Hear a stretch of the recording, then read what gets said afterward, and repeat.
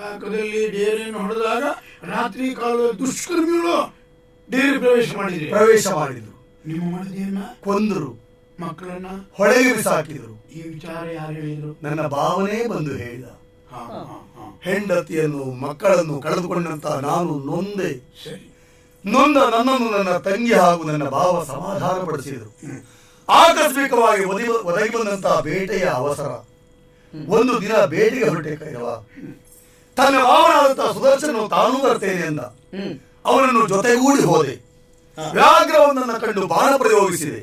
ನನ್ನ ಬಾಣಕ್ಕೆ ತುತ್ತಾಗಿರುವಂತಹ ವ್ಯಾಘ್ರ ಪ್ರಾಣ ಬಿಡುವ ಸಂದರ್ಭ. ನನ್ನ ಭಾವನಾದ ಸುದರ್ಶನ ಮೈ ಮೇಲೆ ಹಾರಿ ಅವನ ಪ್ರಾಣ ಹೋಗುವ ಸಂದರ್ಭ. ಸಾಯುವ ಸುದರ್ಶನ.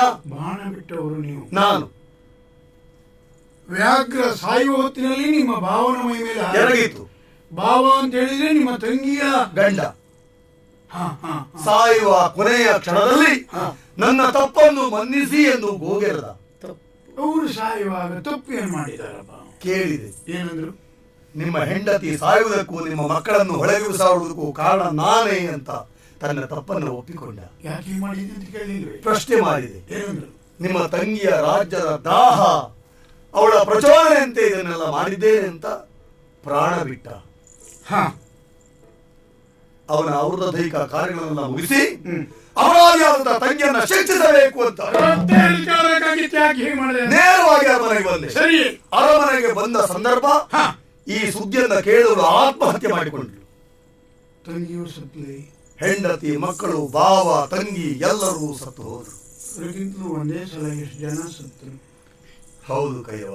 ಅವಾಗ ಎಲ್ಲರನ್ನು ಕಳೆದುಕೊಂಡ ಬದುಕುವುದಕ್ಕೆ ನಾನು ಇಷ್ಟಪಡಲಿಲ್ಲ. ನಾನು ಆತ್ಮಹತ್ಯೆ ಮಾಡಿಕೊಳ್ಳಬೇಕು ಅಂತ ಮಾಡಿಕೊಳ್ಬೇಕಿತ್ತು. ಆ ಮನಸ್ಸು ಬರುವುದು ಸ್ವಾಭಾವಿಕ. ಹಾಗೆ ಆಯಿತು. ಆತ್ಮಹತ್ಯೆ ಮಾಡಿಕೊಳ್ಳಬೇಕು ಎಂಬಷ್ಟಕ್ಕೆ ಮಗು ಒಂದು ಅಳುವ ಧ್ವನಿ ಕೇಳಿಸಿತು ತೊಟ್ಟಿಲಲ್ಲಿ. ಹೌದು, ಆ ಮಗುವೇ ಇವಳು. ಯಾರು? ನನ್ನ ಭಾವನ ಮಗಳು. ಭಾವ ಸಾಯುವಾಗ ಒಂದು ಮಾತನಾಡಿದ. ಏನು? ನನ್ನ ಮಗುವಿನ ಭವಿಷ್ಯತ್ತು ನಿಮ್ಮ ಕೈಯಲ್ಲಿ, ಅವಳನ್ನು ರಕ್ಷಣೆ ಮಾಡಿ ಅಂದ. ಆ ಮಾತಿಗಾಗಿ ಸಾಯುವ ನಾನು ಇವಳ ಭವಿಷ್ಯತ್ತನ್ನು ಲಕ್ಷ್ಯ ಇಟ್ಟು ಬದುಕಿದ ಕೈರವ. ಒಂದು ನೀವು ಉಳಿದ್ರಿಂದ ಹಿಂದೆಗೆ ಆತನ ಎಡತೋಳಿನಲ್ಲಿ ಮಚ್ಚೆ, ಕುತ್ತಿಗೆಯ ಬಲಭಾಗದಲ್ಲಿ ಮಚ್ಚೆಯನ್ನು ಕಂಡು ನಿಮ್ಮ ಮಕ್ಕಳು ಅಂತ ಗುರುತಿಸಿರಿ. ನನ್ನ ಬಾರನ್ನ ಕಾಣುವಂತಹ ಭಾಗ್ಯ ಆ ಮದನಾರಿಯೇ ಕರುಣಿಸಿದ. ಆಗಲಿ, ಭಾರಿ ಸಂತೋಷ ಆಯಿತು. ಮಾವ, ನನ್ನ ತಂದೆ ತಾಯಿ ಅಂತಹ ನೀಚರು. ಅಂತಹ ತಂದೆ ತಾಯಿ ಹೊಟ್ಟೆಯಲ್ಲಿ ನಾನು ಹುಟ್ಟಲೇಬಾರದಿತ್ತು. ಗರ್ಭಪಾತ ಯಾಕೆ ಆಗಬಾರದಿತ್ತು ಹೇಳಿ ಮಾವ, ಯಾಕೆ ಆಗಬಾರದಿತ್ತು? ಸುಮ್ಮನೇರಿ. ಅಪ್ಪ ಅಮ್ಮನಿಗೆ ಬೈಬಾರದು, ಅದರಲ್ಲಿ ಸತ್ತ ಮೇಲೆ ಬೈಬಾರದು. ಈಗ ಕೇಳುದಿಲ್ಲ ಅವರಿಗೆ. ಮಾವ, ಆದದ್ದಾಯಿತು, ಏನ್ ಮಾಡೋಣ? ಇಲ್ಲಿಯ ಅಧಿಕಾರ ಪಡೆಯುವುದಕ್ಕೆ ಯೋಗ್ಯತೆ ಇಲ್ಲದವಳು ನಾನು. ಇನ್ನು ಮೇಲೆ ನನಗೆ ಅಧಿಕಾರ ಬೇಡ. ನಿಮ್ಮ ಅಧಿಕಾರ ಪುನಃ ನಿಮಗೆ ಒಪ್ಪಿಸ್ತಾ ಇದ್ದೇನೆ. ಹಾಗೆ ಸ್ವೀಕರಿಸುವುದಕ್ಕೆ ಆಗುವುದಿಲ್ಲ ಮಗಳೇ.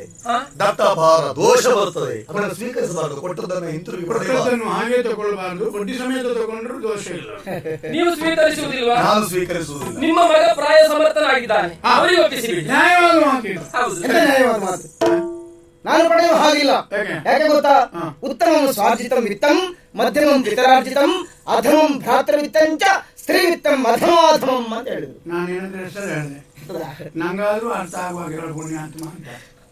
ಅದರಲ್ಲಿ ಅರ್ಥ ಇದೆ ನಿನಗಾದ್ರೆ. ನಾನು ಹೇಳಿದೆ ನಂಗಾದ್ರೂ ಅರ್ಥ ಆಗುವಾಗ ಹೇಳು. ಸ್ತ್ರೀ ವಿತ್ತ ಅಧಮಾಧಮ.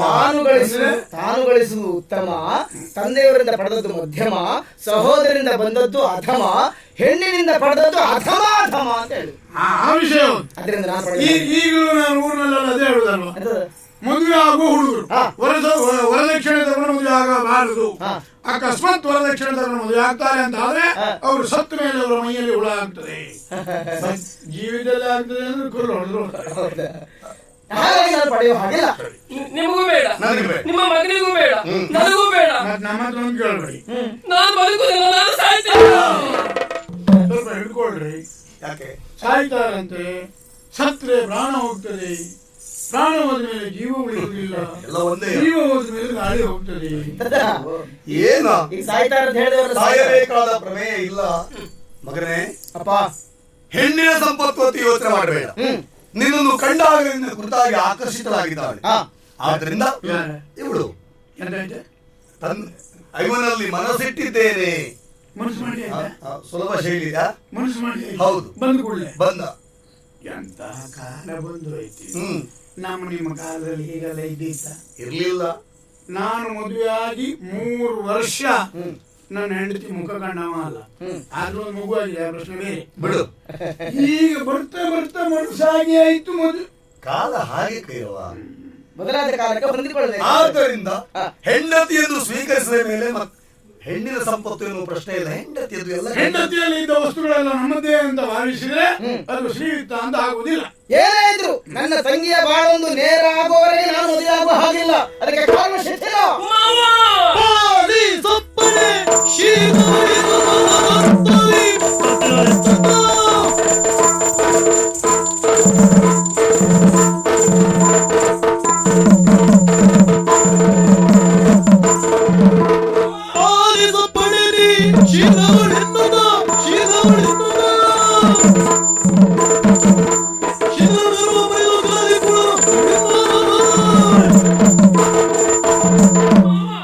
ಯೋಚನೆ ಮಾಡುವಂತಹ ಅಗತ್ಯ ಇಲ್ಲ.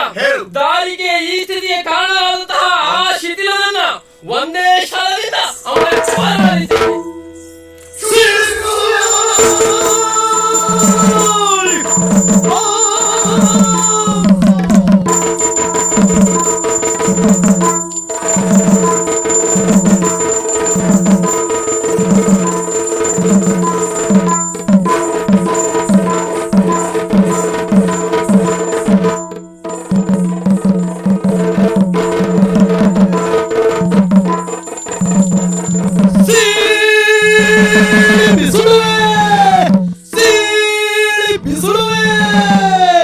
ಬಂಗಡಿ ಹಾಗೆ ಸುಬ್ರಹ್ಮಣ್ಯ ಮುಂದುವ. ನೀನು ಅಧಿಕ ಪ್ರಸಂಗ ಮಾಡ್ಲಿಕ್ಕಿಲ್ಲ. ನಾನು ಕೇಳಿದ ಪ್ರಶ್ನೆಗೆ ಉತ್ತರ ಕೊಡತಕ್ಕದ್ದು. ನಾವಿಲ್ಲಿ ಬಂದ್ರೆ ಸಮಯ ಆಯ್ತು. ನಿನ್ನಲ್ಲಿ ನಾ ಏನ್ ಕೇಳಿದೆ? ನನ್ನ ಮಗಳ ಬಾಳನ್ನು ನೇರವಾಗಿ ಮಾಡಿಕೊಡುವನ್ನ. ಅದಕ್ಕೆ ಏನಂದೆ? ಎಲ್ಲಿವರೆಗೆ ತಾಳಬೇಕು? ಶಾಂತಿಯ ತಾಳು. ಸಮಾಧಾನ. ನನಗೆ ಶಾಂತಿ ಇಲ್ಲ, ಇನ್ನು ಕ್ರಾಂತಿ. ಹೌದು, ಕ್ರಾಂತಿಯಿಂದ ಕೆಲಸ ಆಗ್ತದೆ ಅಂತ ನನಗೆ ಮೊದಲೇ ಗೊತ್ತಿದ್ದಿತ್ತು. ಆದ್ರೆ ನಾವು ಹೋಗ್ಲಿಲ್ಲ. ಯಾಕೆ ಹೋಗುದಕ್ಕೆ ನನಗೆ ಜನ ಸಿಗಲಿಲ್ಲ. ಇವತ್ತು ಮಹಾರಾಣಿಗಳು ಹೊರಟು ನಿಂತಿದ್ದಾರೆ. ಇವರೊಂದಿಗೆ ನಾನು ಅಲ್ಲಿವರೆಗೆ ಹೋಗ್ತೇನೆ. ಹೋದ ತಕ್ಷಣವೇ ಶಿಥಿಲನನ್ನು ನೋಡ್ತಾನೆ. ನೋಡಿದ ತಕ್ಷಣ ಓಡಿ ಬಂದು ನನ್ನ ಮಗಳನ್ನು ಮದುವೆ ಆದ್ರೆ ಆಗದೆ ಹೋದ್ರೆ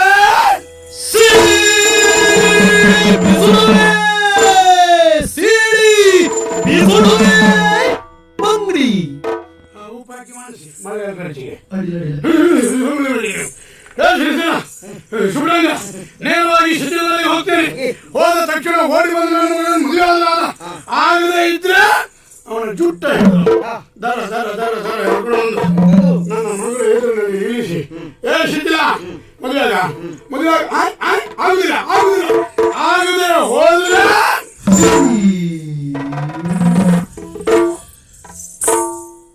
ಕೈರವ. ಏ ಕೈರವ, ಅಜಯ, ಕೈರವ, ಇವನು ಹೆಣ ಬರುದಾಯ್ತಲ್ಲ ಅಂತೆ. ಹೇಳಪ್ಪ. ಸುಬ್ರಹ್ಮಣ್ಯ, ನೀವೆಲ್ಲ ಏನು ಹಿಂದೋಗಿ ನಿಂತಿದ್ದೀರಿ?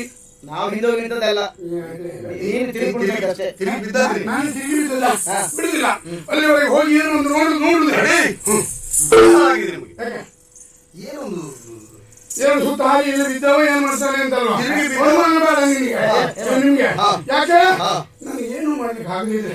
ದೂರದಲ್ಲಿ ನಿಂತ ಅವನ ತಲೆ ಒಂದು ಹುಲ್ಲಾದ್ರೂ ಹೊಡೆದು ಬರ್ತೇನೆ. ನಾನು ಅದಕ್ಕೆ ಹೇಳಿದ್ರೆ ನಿಮ್ಗೆ ತಲೆ ಸರಿ ಇಲ್ಲ ಅಂತ. ಅಲ್ಲವೇ ಇದ್ರೆ ಇವಳು ಸರಳಿನಿಂದ ಅವನ ಕೊಳ್ಳಲಿದ್ದೇನೆ, ನೀನು ದೂರದಲ್ಲಿ ನಿಂತು ಕಲ್ಲು ಹೊಡಿತೀಯ. ಕಲ್ಲು ಹೊಡೆದವ ಸತ್ತೋದ್ರೆ ಅವಳ ಗತಿ ಏನು? ನನ್ನ ಮಗಳ ಗತಿ ಏನು? ಯಾಕೆ ನಾವು ಸತ್ತ ಮೇಲೆ ಏನಾಯ್ತು? ಸರಳಿನಿಂದ ಕೊಳ್ಳಲಾದ್ರೆ ನನ್ನ ಮಗಳ ಗತಿ ಏನಾಗ್ಬೇಕಂತ. ಅಜಯ, ನಾನು ಹಾಗೆ ಹೇಳಿದೆ, ನೀನೇನು ಹೇಳಿದೆ? ಸೀಳ್ತೇನೆ, ಕಲ್ಲು ಹೊಡಿತೇನೆ, ಕೊಲ್ತೇನೆ ಅಂತ ಹೇಳಿದೆಯಲ್ಲ. ಇದು ಹಳೆಯ ತಲೆ, ನಿನ್ನದು ಎಳೆಯ ತಲೆ. ಇದು ಹಳತಾ ಇತ್ತು, ಇದು ಎಳ್ತಾ ಇತ್ತು. ಮುದ್ದಿನಲ್ಲಿ ಯೋಚನೆ ಮಾಡಬೇಕು.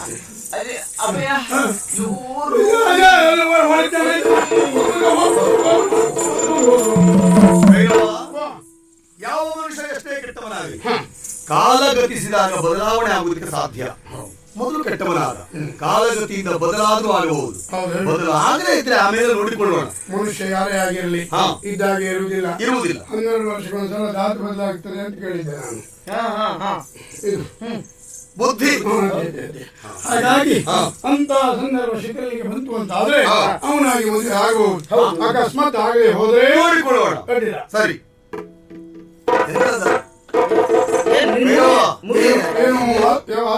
ಏನು ಏನು ಪ್ರಾಣಿಯ ಕೂಡ ಎಂತದು ವಾಸನೆ ಬರ್ತುಂಟಲ್ಲ? ವಾಸನೆ ಪರಿಮಳವ? ಪರಿಮಳ, ಒಗ್ಗರಣೆಯ ಪರಿಮಳ.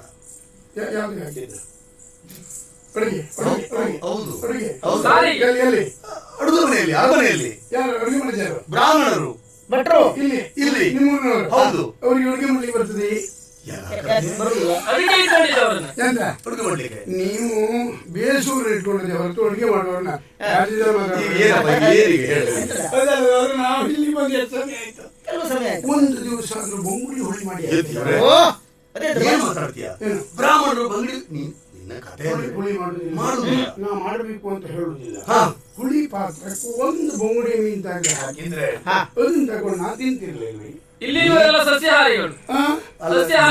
ನಾವು ಮಾಂಸಾಹಾರಿಗಳು ಅಂತ ಹೇಳುದಿಲ್ಲ. ಒಂದು ಬೊಂಗುಡಿಯಲ್ಲಿ ಮಾಂಸಾಹಾರಿ ಆಗುದಿಲ್ಲ. ಅವ್ರವರೇ ಮಾಡ್ಕೊಳ್ಬೇಕು. ಹಾಗಾದ್ರೆ ಒಂದು ಕೆಲಸ ಮಾಡುವ, ಒಂದು ನಂಗೆ ಒಂದು ದೋಣಿ ಇದ್ರೆ ಕೊಡಿ. ಆದಷ್ಟು ಬೇಗ ಹೊರಗೆ ಹೋಗ್ತೀನಿ, ದೋಣಿಯನ್ನು ಇಳಿಸ್ತೀನಿ, ಇಳಿಸಿ ನೀನು ಹಿಡಿದು ಬಂದು ಪಲ್ಯ ಮಾಡಿ ನೀನು ಆತ್ಮ. ಈಗೆಲ್ಲ ದೋಣಿ ಎಲ್ಲ ಮಾಡಿಕೊಡ್ಲಿಕ್ಕೆ ಆಗ್ತದ? ನನ್ನ ಪ್ರಾಯದ ಕಾಲದಲ್ಲಿ ಬೇರಿಸುವುದಕ್ಕೆ ಒಂದು ದೋಣಿ ಬಳಸಿದ್ದೇನೆ. ಅದು ಈಗ ಅದನ್ನ ಕಳಚಿ ಬದಿಗಿಟ್ಟಿದೆ, ತೂತಾಗಿದೆ. ನೀವು ಅದ್ರ ಬಗ್ಗೆ ಆಲೋಚನೆ ಮಾಡಬೇಡಿ. ನಿಮ್ಮ ಪ್ರಾಯದ ಕಾಲದಲ್ವಾ? ಸರಿ, ತೊಂದ್ರೆ ಇಲ್ಲ, ನಮಗೇನು ಅಡ್ಡಿಯಂತರ ಇಲ್ಲ. ಅದನ್ನ ಅಂಗತಾನ ಹಾಕಿ ಕೊಡಿ. ಎಂತ ತೂತೆ ಇರಲಿ ಅದನ್ನ ಮುಚ್ಚಿ ಹೊಳಗಿಳಿಸಿ ಮೀನು ಹಿಡಿಯುವ ಕೆಲಸ ನಾನು. ಅಲ್ಲ, ಅದೆಲ್ಲ ನಾನು ಕೇಳುವುದು. ಈ ಹೊಳಗೆ ಹಿಡಿತೆ ಹೌದು, ಗಾಳ ಹಾಕ್ತಿ. ನಾನು ಇಲ್ಲ ಗಾಳವೇ ಹಾಕಿ ಮೀನು ಹಿಡಿಯುವ. ಇನ್ನೆಲ್ಲ ನಿನ್ನ ಗಾಳಕ್ಕೆಲ್ಲ ಮೀನು ಬಿದ್ದೀತ. ಸ್ವಲ್ಪ ಯೋಚನೆ ಮಾಡಬೇಕು. ಒಳ ಸುತ್ತಿನ ಮಾತಾಡ್ಬೇಡ. ನಿಮ್ ಮಾತೆಲ್ಲ ನಮ್ಗೆ ಅರ್ಥ ಆಗ್ತದೆ. ಮುದುಕಡೆ ಆದ್ರೆ ನಾವು ಗಾಳ ಹಾಕಿದ್ರೆ ಮೀನು ಕಚ್ಚುವುದಿಲ್ಲ ಅಂತ ಹೇಳುದ ನೀನು. ಎಂತ ಮಾತಾಡ್ತೀನಿ ನೀನು? ನಮ್ಮಂತ ಮುದುಕರು ಗಾಳ ಹಾಕುವುದೇ ಇಲ್ಲ. ಗಾಳ ಹಾಕಿದ್ರೆ ಮೀನು ಸಿಕ್ತು ಅಂತ ಲೆಕ್ಕ. ನಿಮ್ಮಂತ ಹುಡುಗರು ಹಾಗಲ್ಲ. ಬೆಳಿಗ್ಗೆ ಹೋಗಿ ಗಾಳ ಕುಣಿಸ್ಲಿಕ್ಕೆ ಶುರು ಮಾಡಿದ್ರೆ ಮೀನು ಕಚ್ಚುವುದಿಲ್ಲ, ನೀವು ಮನೆ ಬದಿ ಹೋಗುದಿಲ್ಲ.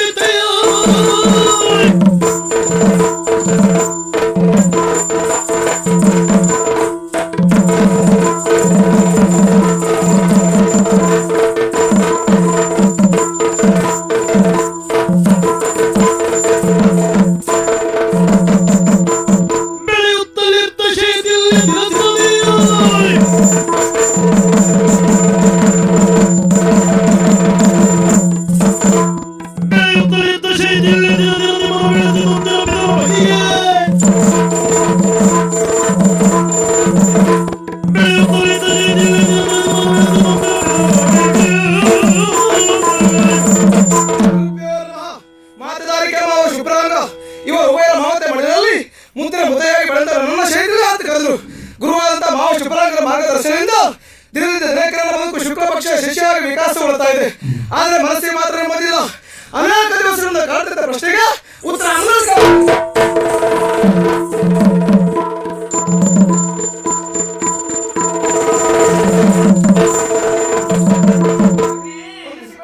ಒಳ್ಳೆದಾಗಿ ಮಗನೇ, ಓಡೋಡಿ ಬಂದ ಉತ್ಸಾಹದಲ್ಲಿ ಕಾಣುಂಟಮ್ಮ. ಮಾತೆ ಭಿನ್ನ ಪವಿದ ಪ್ರೀತಿಯು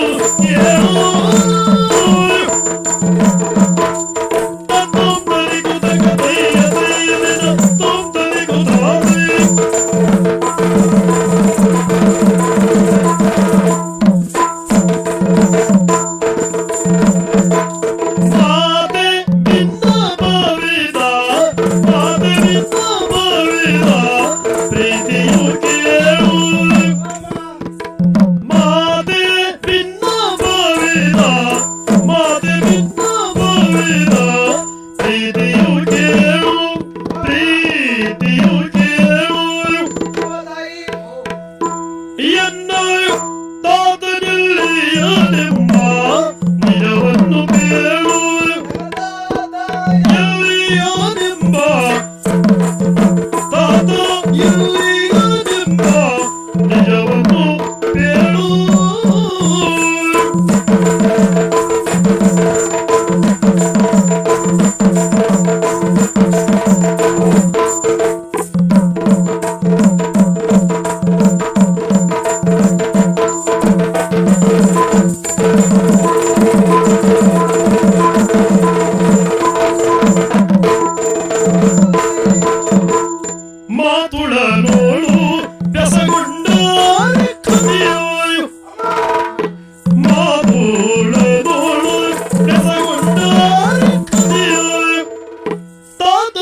ದೇವನು ದಯವಿರಿಸು ತಮ್ಮಯ್ಯ ದಯವಿರಿಸು ತಮ್ಮಯ್ಯ ತಮ್ಮಯ್ಯ ತಮ್ಮಯ್ಯ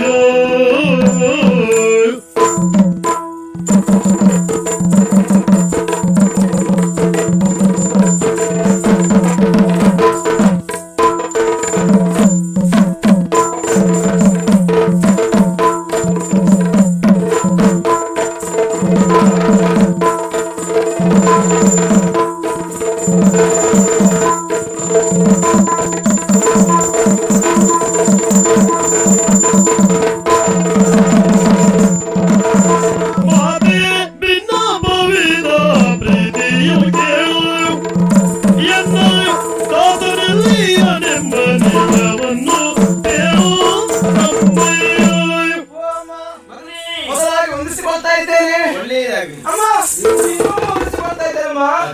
ಧೂರ್ತ ಲಕ್ಷಣ ಏನ? ಹೌದಾ? ಯಾಕೆ ಮತ್ತೆ ಮತ್ತೆ ನಮಸ್ಕಾರ ಅದು? ಅಮ್ಮ ಯಾವತ್ತು ನಿಮ್ಮನ್ನ ಕಾರಣಕ್ಕಾಗಿ ಹೀಗೆ ಓಡಾಡಿ ಬರಲಿಲ್ಲ. ಇಂದು ಶರವೇಗದಿಂದ ಬಹಳ ವೇಗವಾಗಿ ನಿಮ್ಮಲ್ಲಿ ಬರುವುದಕ್ಕೆ ಕಾರಣ ಅನೇಕ ದಿವಸಗಳಿಂದ ಒಂದು ಪ್ರಶ್ನೆ ಕಾಡ್ತಾ ಇತ್ತು. ಆ ಪ್ರಶ್ನೆ ಉತ್ತರ ನೀವಾಗಿ ಹೇಳಬೇಕಿತ್ತು. ಹೇಳಲಿಲ್ಲ ಎಂಬ ಕಾರಣಕ್ಕಾಗಿ ಸಮಯ ಈಗ ನನಗೆ ಸಿಕ್ಕಿದೆ.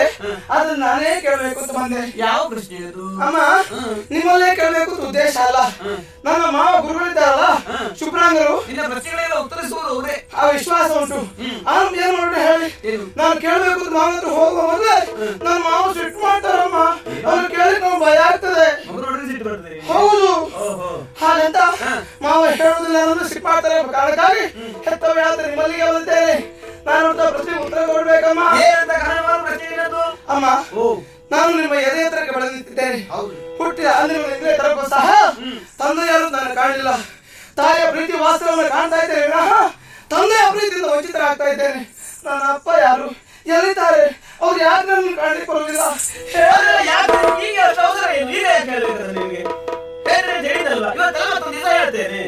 ಕಾರಣ ಉಂಟಮ್ಮ. ಗೆಳೆಯರ ಜೊತೆ ಇರೇ ಮೋದಲಿಸುವರು.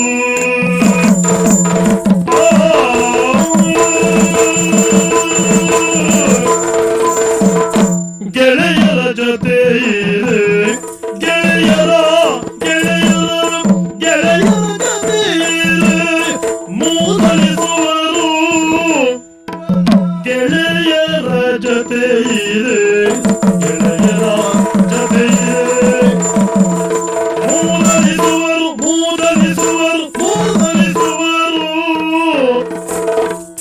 ಮರೆತರೆ ಆದರ ಪಿಂಡ ಎನ್ನುವರು. ಮರೆತರೆ ಆದರ ಪಿಂಡ ಎನ್ನುವರು. ದಯವಿರಿಸು ತಮ್ಮಯ್ಯ.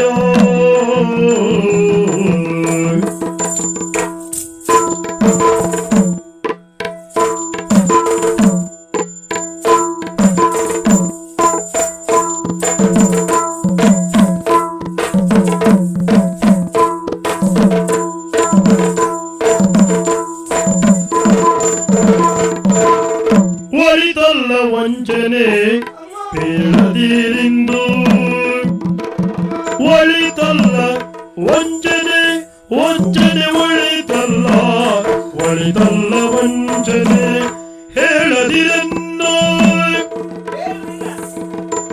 ಗಳವ ಕತ್ತರಿಸಿ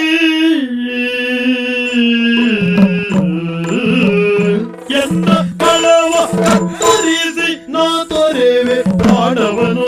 ದಯವಿರಿಸು ತಮ್ಮಯ್ಯ ತಮ್ಮಯ್ಯ.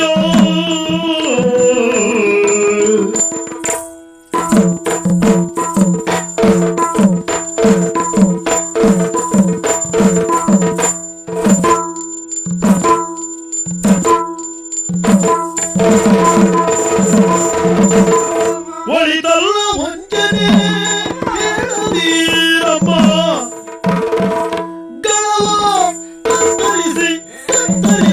ಕತ್ತರಿಸಿ ನಾ ತೊರೆವೆ ಪ್ರಾಣವನು.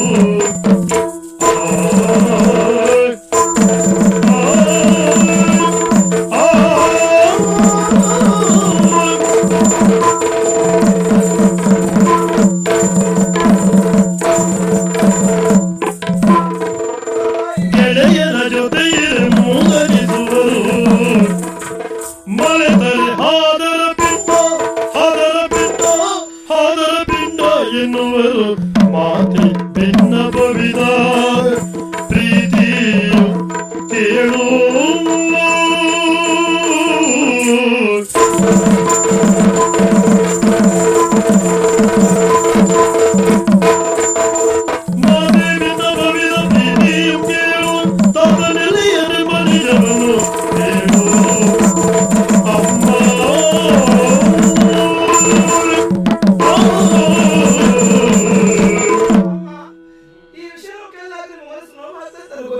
ಇವತ್ತೆಲ್ಲ ನಾಳೆ ಹೇಳ್ತೇನೆ ಅಂತ ಹೇಳಿದ್ದೇನೆ, ನಿನಗಷ್ಟು ಅವಸರ ಹೇಗೆ? ಅಮ್ಮ, ನಿಮ್ಮ ಮನಸ್ಸು ನೋವಾದ್ರೂ ಸಹ ಇವತ್ತು ಈ ಪ್ರಶ್ನೆ ನಾನು ಉತ್ತರ ಕಂಡುಕೊಳ್ಳಲೇಬೇಕು.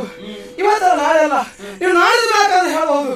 ಹಾಗಾದ್ರೆ ಇಂದು ನಮ್ಮ ಮನಸ್ಸು ನೋವಾದಕ್ಕೆ ಯಾರಮ್ಮ ಹೊಡೆ? ಏನದು ಏನು ನೋವಾಗಿದೆ ಯಾಕೆ ನಿನಗೆ? ಯಾರು ಏನು ಹೇಳಿದ್ರು ನಿನಗೆ? ಅಮ್ಮ, ಪ್ರತಿ ದಿವಸ ನನ್ನ ಊರಿಗೆ ಹುಡುಗರ ಜೊತೆಯಲ್ಲಿ ನಾನು ಆಟದ ಮೇಲೆ ಆಟ ಆಡ್ಲಿಕ್ಕೆ ಹೋಗೋಣಲ್ವಾ? ಹೌದು.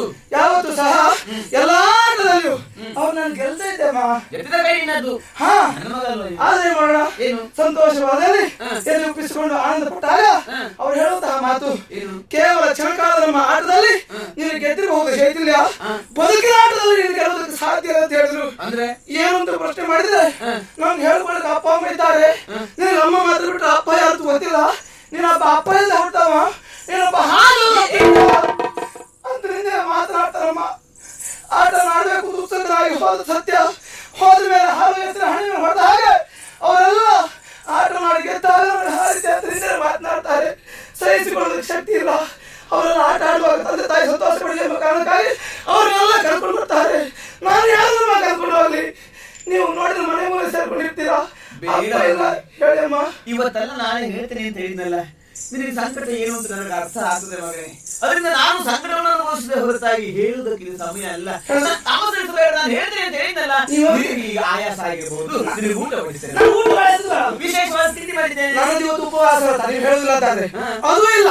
ನೀವು ಹೇಳ್ತಾ ಇಲ್ವಾ? ನಾನು ಹೇಳುದಿಲ್ಲ, ಇದು ಕಳೆದಿದ್ದಾರವಾ? ಇವತ್ತು ಹೇಳುದಿಲ್ಲ. ನೀವು ಇವತ್ತು ಹೇಳುದಿಲ್ಲ ಅಂತಾದ್ರೆ ಇವತ್ತು ನಿಮ್ಮ ಮಗ ಇಲ್ಲ ತಿಳ್ಕೊಳ್ಳಿ. ಕುತ್ತಿಗೆ ಕಟ್ಟಿಸ್ಕೊಂಡು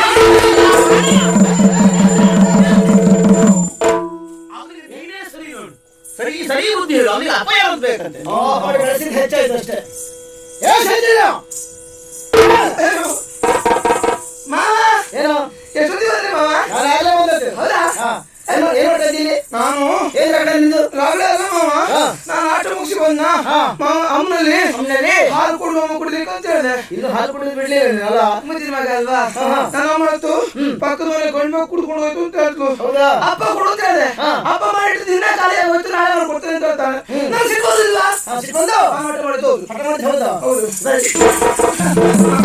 ಏನಾದ್ರು ಅಭ್ಯಾಸ ಮಾಡು ಅಂತ ಹೇಳಿದ್ರೆ ಇಲ್ಲಿ ಅದು ಕೊಡು ಇದು ಕೊಡು ಕೇಳುವುದೇ? ಅಭ್ಯಾಸ ಮಾಡ್ತಿದ್ದೆ. ಅದಲ್ಲ ಮಹಾಭಾರತ ಓದ್ತಾ ಇರು ಅಂತ ಹೇಳಿದ್ದೆ. ನೀವ್ ಹೇಳ್ಕೊಡ್ತಾರೆ ಕಲ್ತಿದ್ದೆ. ಏನಾದ್ರು ಓದಿದ್ಯಾ? ನೀವ್ ಹೇಳ್ಕೊಡ್ತಾರೆ ಕಲ್ತಿದ್ದೆ. ನೀವ್ ಹೇಳ್ಕೊಡೋದು ಏನ್ ಕಲ್ತಿದ್ದಿ? ರಾಮಾಯಣ ಮಹಾಭಾರತ ಬಹುಶಃ ಓದ್ಬಿಟ್ಟಿರ್ಬೇಕು ನೀನು. ನಾ ಪೂರ್ತಿ ಓದ್ಬಿಟ್ಟೆ. ಮತ್ತೆ ಜೀರ್ಣಿಸಿಕೊಳ್ಬೇಕು. ಅದಲ್ಲ ಬಿಲ್ಲಿದ್ದೇನೆ ಹೇಳ್ಕೊಟ್ಟಿದ್ದೆ. ಓ ಅದಾ? ಎಲ್ಟು ನಿಲ್ಬೇಡ ಬೇಗ.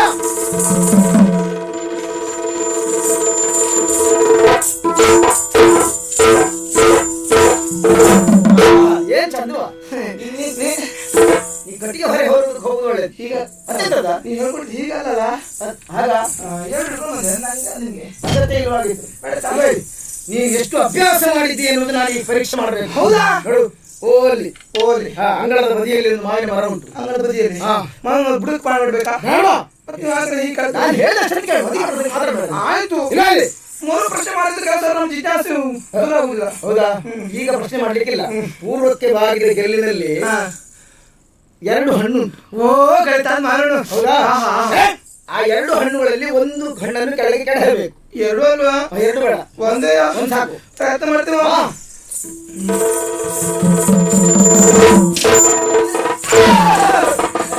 ಸರಿಯಾಗಿ ಅಭ್ಯಾಸ ಮಾಡು ಅಂತ ಹೇಳಿದ್ರೆ ಆಮೇಲೆ ಹೋಗುದು ಅಪ್ಪ ಕೊಡು. ಸರಿ ಹೊಡಿದ್ರೆ ಹೊಡಿದೆ ನೋವಾಗ್ತದೆ. ನೋಡು, ಇನ್ನೊಂದು ಅವಕಾಶ ಕೊಡ್ತೇನೆ. ಇನ್ನೊಂದು ಅವಕಾಶ ಬೇಡ. ಏನು? ಒಂದು ಅವಕಾಶ ಕೊಟ್ರೆ ನಾನು ಬಾಳ ಪ್ರಯೋಗ ಮಾಡಿ ಹಣ್ಣು ಕೆಳಗೆ ಬರುತ್ತೆ. ನೋಡುವ.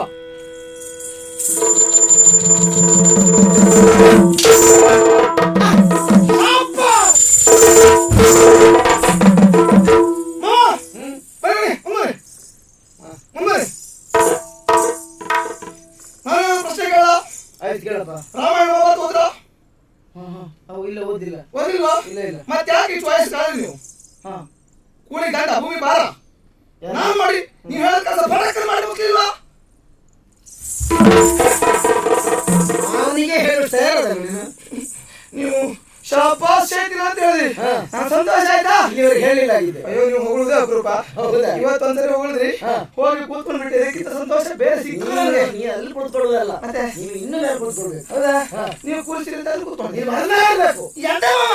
ಹಾಗಲ್ಲ, ಅಂತೂ ಈ ಹೊತ್ತು ಗುರಿ ಸಾಧಿಸಿದ್ದೇನೆ ಎನ್ನುವ ಹಾಗೆ ಹೆಮ್ಮೆ ಪಡುವ ಹಾಗಿಲ್ಲ. ಮತ್ತೆ ಎಲ್ಲಿಯಾದ್ರೂ ನಮ್ಮ ನಾಡಿಗೆ ಅರಿವಿನ ಆಕ್ರಮಣ ಆದ್ರೆ ಏನ್ ಮಾಡ್ತೀನಿ ನೀನು? ನೀವು ತಲೆಬಿಸಿ ಮಾಡೋದು ಬೇಡ ಮಾಮ.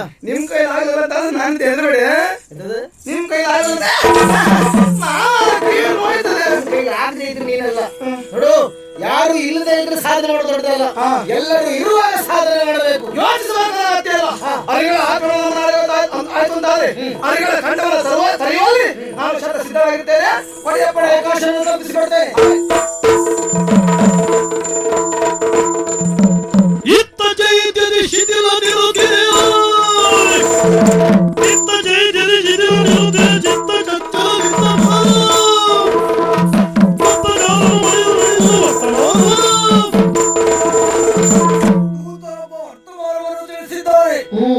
ಪುರದಲ್ಲಿ ನಾಗಶ್ರೀಯ ಆಶ್ರಯದಲ್ಲಿ ಶುಭ್ರಾಂಗ ದಾರಿಕೆ ಕೈರವ ಕಾಲವನ್ನು ಕಳೆಯುತ್ತಾ ಇದ್ದಾರಂತೆ.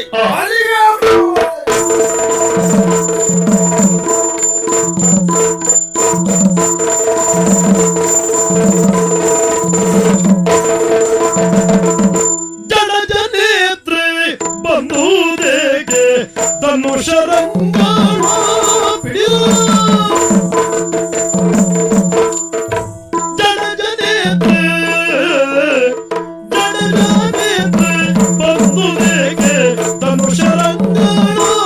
ಪಿಡಿಯೋ ಪಿಡಿದು ವಯ್ಯಾರದಲ್ಲಿ ನಿಂದೆ ಪಿಡಿದು ವಯ್ಯಾರದಲ್ಲಿ ನಿಂದೆ ಪಿಡಿದು ವಯ್ಯಾರದಲ್ಲಿ ನಿಂದೆ ಬೇಡ ಕೊಳುಗುಳ ಬೇಡ ಬೇಡ ಕೊಳುಗುಳ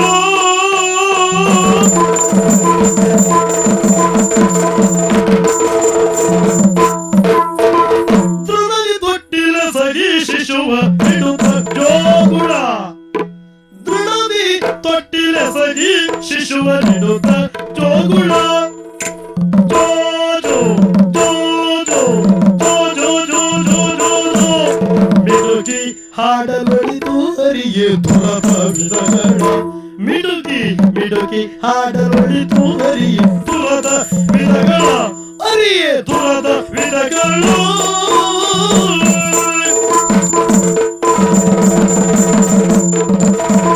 ಜನಜನೇತ್ರೆ ಬಂದು ಏಕೆ ಜನಜನೇತ್ರೆ ಬಂದು ಏಕೆ ಕರುಷರಂಗಳು ನಾನೇ ವೀರರಸೆ ಮುಟ್ಟಿದೀಯೋ ಹಾ ಎಲೆಗೆ ಅವಚಿದಂತ ಕವಚ ಕೈಯಲ್ಲಿ ಕೈದು ಹೌದು. ಇದು ನಿನಗೂ ಬೇಕಾ? ಯಾಕೆ? ನೀನು ಮಾಡಬೇಕಾದಂತ ಕೆಲಸ ಇದಲ್ಲ.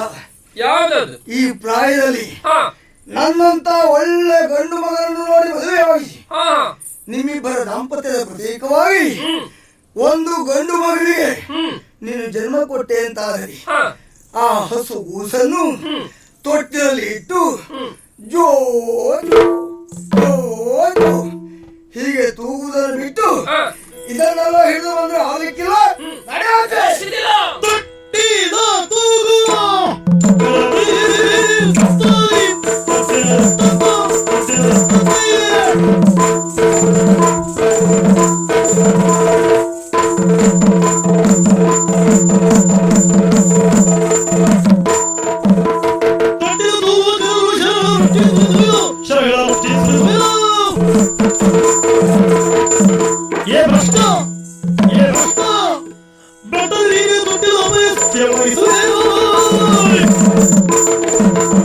ಹೆಣ್ಣನ್ನು ಹೆರುವ ಯಂತ್ರ ಅಡುಗೆ ಮನೆಗೆ ಸೀಮಿತ ಅಂತ ಮಾಡಿಕೊಂಡ್ಯಾ? ಅದಕ್ಕಿಂತಲೂ ಹೆಚ್ಚಿಗೆ ಮತ್ತೇನು ಅಂತ ಬೇಡ. ನಾನು ಕ್ಷಾತ್ರಿಯ ರಾಣಿ, ಹಾ. ಧನುರ್ವಿದ್ಯೆಯನ್ನು ನಾನು ಕಲಿತಿದ್ದೇನೆ. ಈಗ ಯುದ್ಧ ಹೇಗೆ ಮಾಡ್ತೇನೆ ಬಲ್ಲೆಯ? ಗೊತ್ತಿಲ್ಲ. ಅಪಜಯ ಎನ್ನುವಂತಹ ತೊಟ್ಟಿಲನ್ನ ಕಟ್ಟಿ ಹಾ. ಅದರಲ್ಲಿ ನಿನ್ನ ಮಗುವಾಗಿ ಮಲಗಿಸಿ ಹಾ. ಕುಂಬಿನಿಂದ ಅಂಬರದವರೆಗೆ, ಹಾ. ಅಂಬರದಿಂದ ಕುಂಬಿನವರೆಗೆ ಹಾ. ಶರದಿಂದ ತೂಗುತ್ತೇನೆ.